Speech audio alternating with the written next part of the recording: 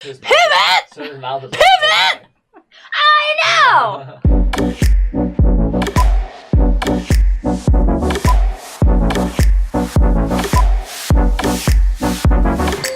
Hello, friends. Welcome to Tori Talks TV. Welcome to episode 22 of our show about shows. I'm Tori, by the way. Oh, and I'm Dr. S. Welcome, everybody. Okay, let's talk TV, because that's what we do. On Tori Talks TV.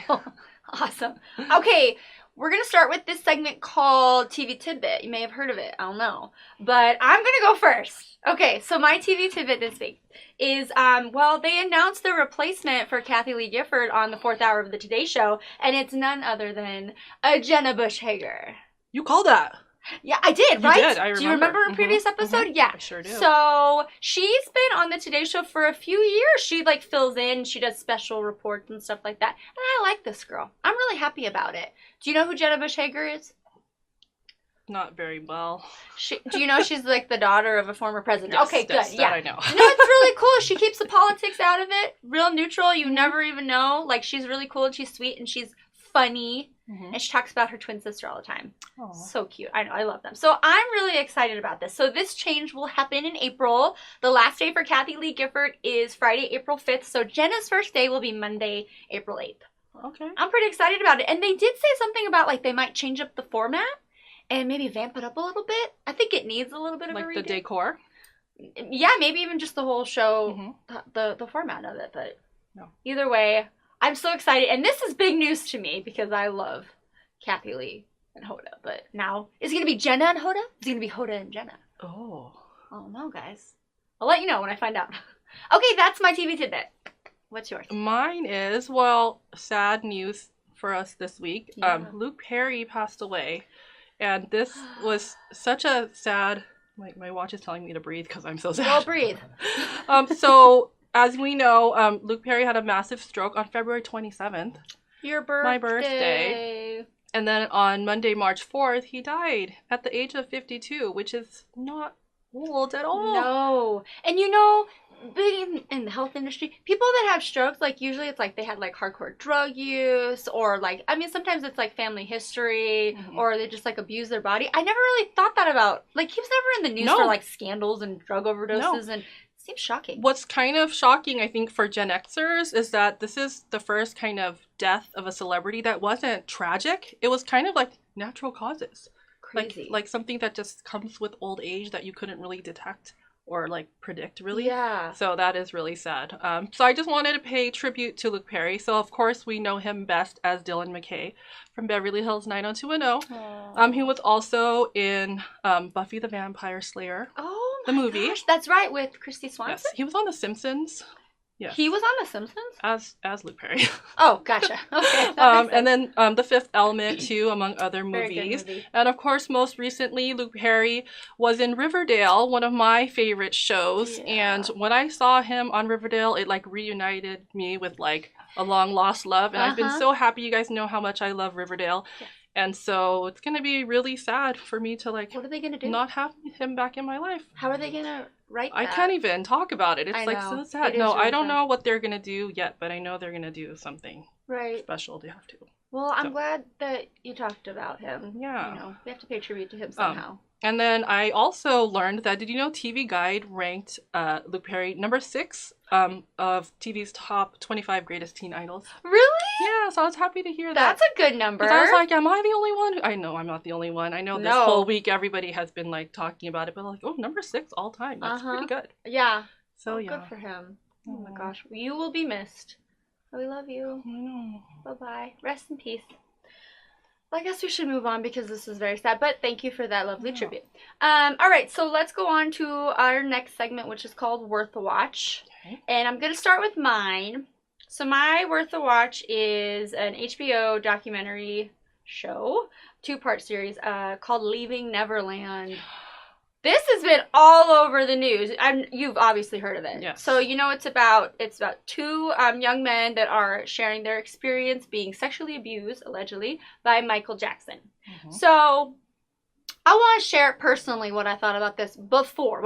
So Wade Robson, who's one of them, who I know as being one of the best choreographers in the world, being a dancer, and he's great. He choreographed for Britney Spears and Justin Timberlake. So he came out a few years ago with these allegations after denying it for years, right? So I was like, oh, Wade, are you just like broke and you need money? So now you're coming out with this whole story, right? So I was like, whatever. So then we didn't hear anything about it. And then this documentary comes out, and I was like, fine, I'll watch it, because just so you know, Michael Jackson was my beloved. He was. And he was my very first dance influence. Like, I would watch the making of Thriller on VHS over and over again. I'd pick up the little moves. Like, I loved Michael Jackson, okay, with all my heart. So I was like, nope, I'm on Michael's side.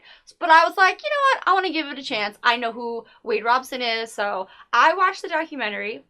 I watched the 2 parts, which is a total of 4 hours, nonstop. And I can't believe I'm saying this, but I believe them. Yeah. I really, really do. And it's not just them, it's their family. They basically like ruined their lives. Like, even before they found out that these boys were being abused, like, he ruined their lives I don't want to give anything away if you're going to watch it, but it's so sad. And just to see the emotion on the 2 guys' face, and they actually admit, these are heterosexual men that married women, and they admitted to being in love with Michael Jackson. Aww. They were like, I was in love. Like, Wade, the sexual abuse started at 7. The other one was like 12. And you just see it on their face, like they're disturbed by this. So I say give it a chance. All you Michael Jackson fans, I know you don't want to hear it, but I didn't either. And I was like, wow. And you know that whole like not believing survivors of abuse and victims?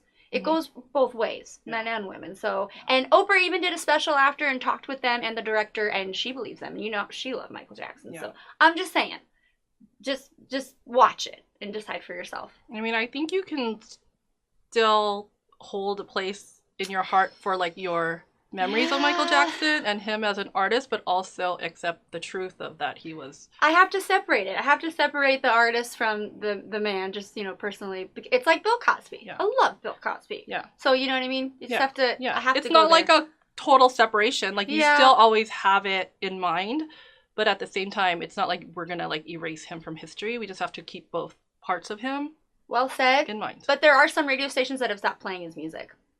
I heard that there are some people just still denying that it's true. I mean, I know. I'm one of them. I was one of them. Yeah. But it's like, you have to see it. I heard even after this, though. Oh, even after this. Yeah. That's okay. Well, I'll have to watch it. You decide for yourself. So that's my worth watch, because it really is worth a watch. Not to change your mind, but just so you can hear their side of the story. Okay. Thank you. What's your worth a watch? So I stumbled across a show on Netflix called Atypical.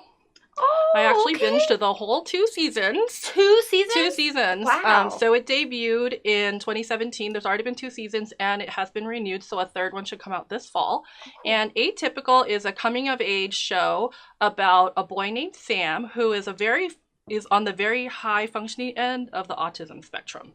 And so he has a younger sister named Casey and his parents, so it's kind of about him. In the 1st season, it's about how he decides that he wants to try having a girlfriend for the first time. Oh, cool. And that's kind of like the catalyst that gets the story in motion. And I don't really know if it's a great representation of kids with autism, but what I like about it is that there has been all this like writing about like, is it good or is it bad? People saying it is in this way and in this way it's not, and kind of spurs that like dialogue. Oh. And as you know, like TV that spurs dialogue, I think is the most important TV. Yes. So I really like that. Cool. Very and the 2nd season, I feel, answered a lot of the criticism. So the creator got more a different expert to come consult, and included, one of my favorite parts is that they include now a support group. So Sam, the teenager who is about to graduate from high school, he joins a support group for kids with autism. And so all of the kids in this support group are actors who actually are on the spectrum. No way. Yeah, so that's one of my favorite parts, because we really get this more like Very multi-dimensional look of like what it looks like to have kids with autism.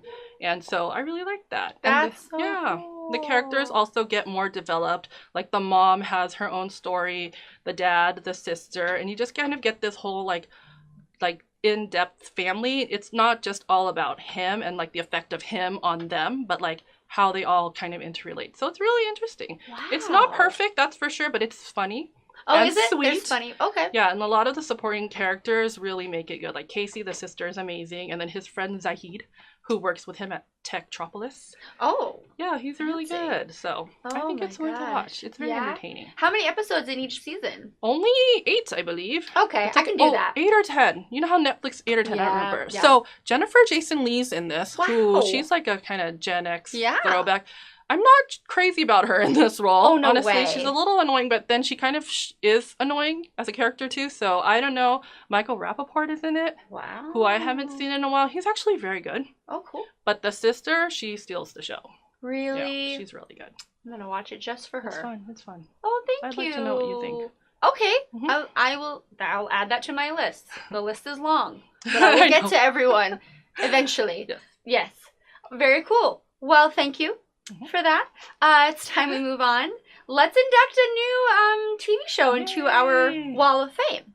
Okay, so because we have to, because it's appropriate, the show we are inducting is Beverly Hills 90210. We had to, right? Yes, for sure. This is in honor of Luke Perry, but also because it's an amazing show. I can't believe we haven't already. Yeah, really. What's wrong with We're us? a little late I with know. that. So this show ran from 1990 to 2000, and there were some like change-ups with the cast. Yes. But a few of them did remain for the whole thing. So obviously it's like a teen drama. Yeah.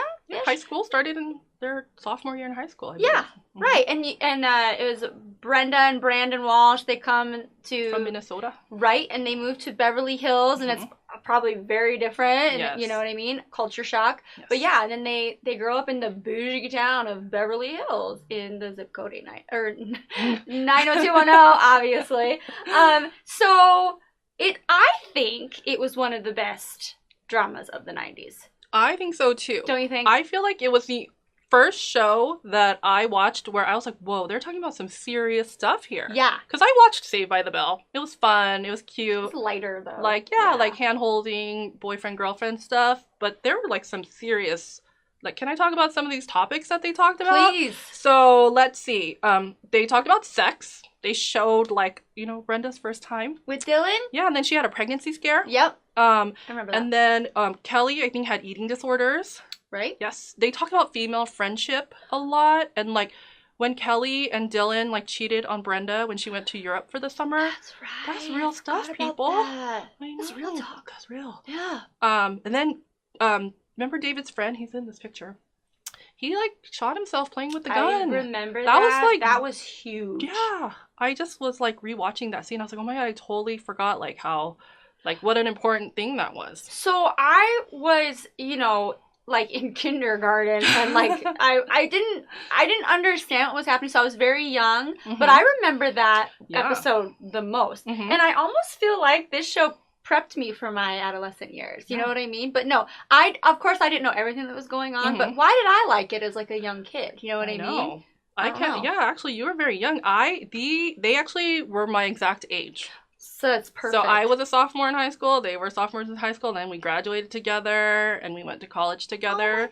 So I literally like came of age with them. Well, you're lucky that you had that, because I don't know, for some reason. So I did have to Saved by the Bell, obviously, but then with them, and maybe because it was so real and raw, something drew me to it. But I was like, oh, boyfriend, girlfriend. Oh, that's what that means. Or like, you know what I mean? Yeah. Again, it like almost taught me something. It was educational. Yes. For me. Can we talk about some of our favorite moments? Yeah. Okay. So, do you remember Donna Martin graduates? Yes. Oh my gosh, that's right. I do remember that. So she got like drunk at the prom. And the school council or board was going to not let her graduate. Right. And so they all protested, and none of the kids were going to graduate unless they would let Donna Martin graduate. Oh my gosh, that was so funny. That's very famous. Yeah, I totally remember that. Yeah, I remember it too. Tell me more. So do you remember when Dylan and Brenda break up in the car and they're playing REM's Losing My Religion? Oh my gosh. That was after the pregnancy scare, and she was like, it's too much. Oh, too much. Yeah, Dylan. That was a good moment. Iconic moment, at least for me, because REM. Oh, of course, yes. Yes. Okay, yes. When Dylan's dad died in the explosion. Okay. Do you remember how serious his life was, though? I do remember that, yes. Oh my god, that was a really big deal. Do you remember that? Soap opera like. Do you remember that Dylan got married later and his wife died? Okay, do not remember that. She was played by Rebecca Gayheart. Oh! And he was in love with her. And I right. kind of, like, blocked that out, and How'd I just she remembered die?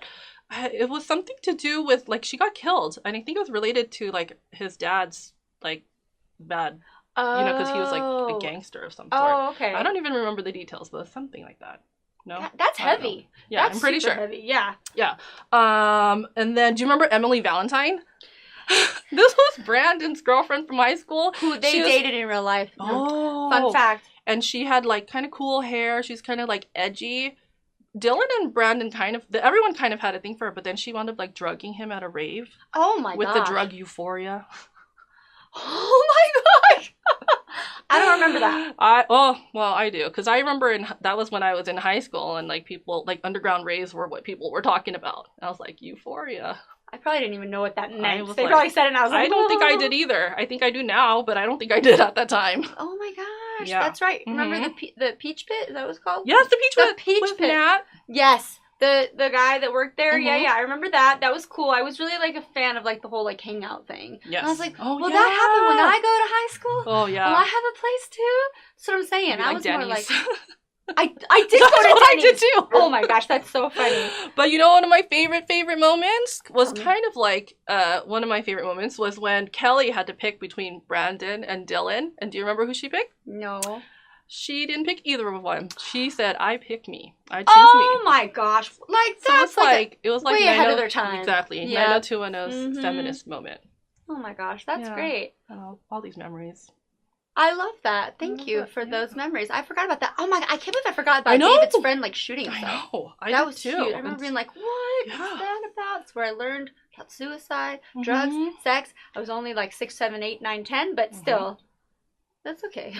Yeah. Gonna learn about it somehow. Why not be Beverly Hills 90210? Right. Anyway, so welcome to our Wall of Fame. Happy to have you. And of course, the late Luke Perry. We love you. Rest in peace. All right, so that's going to wrap it up for us and episode 22 of Tori Talks TV. Thank you so much for watching, and happy TV watching, everybody. We'll see you next time. Bye-bye.